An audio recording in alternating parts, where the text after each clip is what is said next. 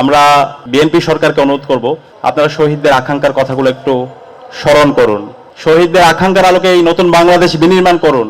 একটি নির্বাচিত সরকার আসার পরে জুলাই বিপ্লবের শহীদদের আকাঙ্ক্ষা নিয়ে, জুলাই সনদ নিয়ে, শহীদ পরিবারের আকাঙ্ক্ষা নিয়ে এবং গণহত্যার বিচারের জন্য আমাদেরকে দাঁড়িয়ে কথা বলতে হচ্ছে, সেটা আমাদের জন্য অনেক বেশি কষ্টের।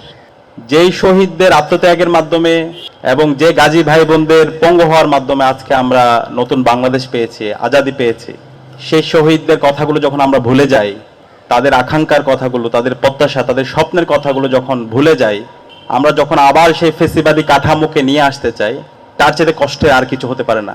যেই জুলাই বিপ্লবে 2000-এর অধিক আমাদের ভাই বোন শহীদ হয়েছে, 40,000-এর অধিক আমাদের ভাই বোনরা পঙ্গু হয়েছে, যাদের স্বপ্ন ছিল একটি নতুন বাংলাদেশ বিনির্মাণ করা, তারা যখন দেখতে পায় সে আগের ফেসিবাদী বাংলাদেশ, সে আগের হাসিনার বাংলাদেশ, তার চেয়ে কষ্টের আর কিছু হতে পারে না। এবং শহীদ পরিবারের সদস্যরা যখন প্রশ্ন করে, আমার সন্তানরা কি এই জন্য জীবন দিয়েছে যার মাধ্যমে বাংলাদেশে আবার আইনাগর তৈরি হবে, আবার গুম প্রতিরোধ ও প্রতিকার অধ্যাদেশ বাতিল করা হবে, মানবাধিকার কমিশন অধ্যাদেশ বাতিল করা হবে, সেজন্য কি আমার সন্তানরা জীবন দিয়েছে? তখন আমাদের আর বলার কিছু থাকে না। আমরা বিএনপি সরকারকে অনুরোধ করব, আপনারা নির্বাচিত হয়েছেন, যেভাবে হোক নির্বাচিত হয়েছেন, এই নির্বাচন নিয়ে অনেক প্রশ্ন আছে, তারপর আমরা চাই আপনারা শহীদদের আকাঙ্ক্ষার কথাগুলো একটু স্মরণ করুন। শহীদদের আকাঙ্ক্ষার আলোকে এই নতুন বাংলাদেশ বিনির্মাণ করুন।